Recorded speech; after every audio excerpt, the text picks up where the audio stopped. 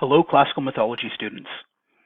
In this video, I will be taking you through the various aspects of the research paper and how to go about completing it. The research paper for this course will give you the opportunity to examine a particular aspect of Greek mythology in an ancient and modern context, and to demonstrate a grasp of research and discipline-specific skills. This assessment is broken into 4 individual tasks, 3 small assignments designed to build some of the skills necessary to complete the research paper, worth a combined 5% of the final grade, and then the research paper itself, worth 20% of the final grade. Assignment 1 will introduce you to ancient sources, which are textual or physical sources that come from antiquity. These sources are the basis for all that we know about the ancient world and are thus invaluable to any researcher in this field. This assignment simply has you engage with 2 of the most important ancient sources we have, Homer's Iliad and Hesiod's Theogony, and answer a few brief questions to show you how to find and interact with such sources. The Perseus Digital Library is the best place to locate ancient sources. Assignment 2 is very much the same as Assignment 1, though this time you will be examining a secondary source.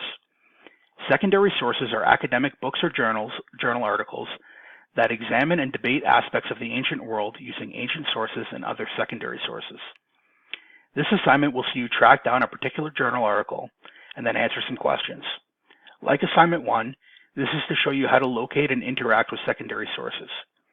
It's important to note here that websites and encyclopedias are not secondary sources.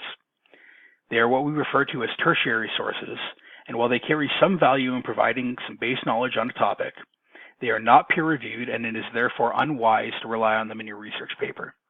The library website is the best place to begin locating secondary sources.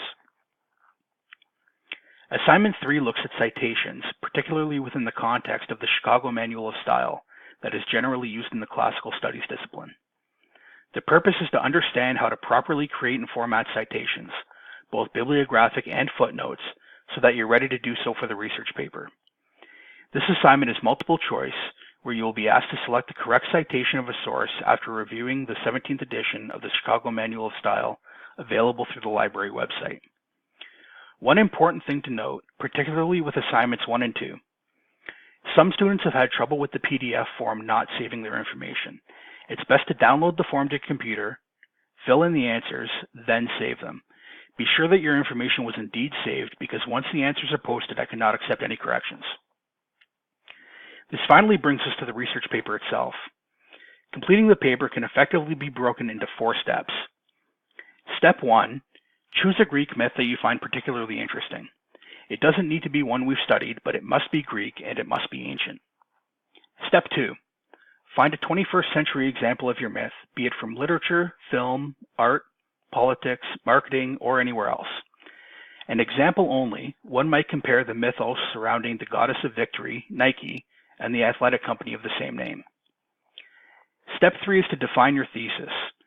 How will you illustrate the relationship between your myth and your modern example? And finally, step 4, begin researching and writing. The basic requirements for the research paper are laid out here. The full list can be found on the assignment page. Most important in this regard is ensuring that you have consulted and included at least 1 ancient source and 3 secondary sources.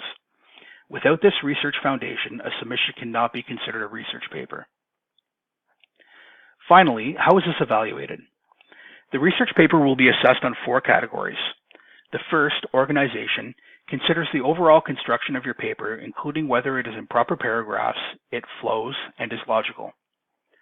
The second, thesis content and research, is concerned with the sources you have selected and how they relate to your thesis and content of the paper.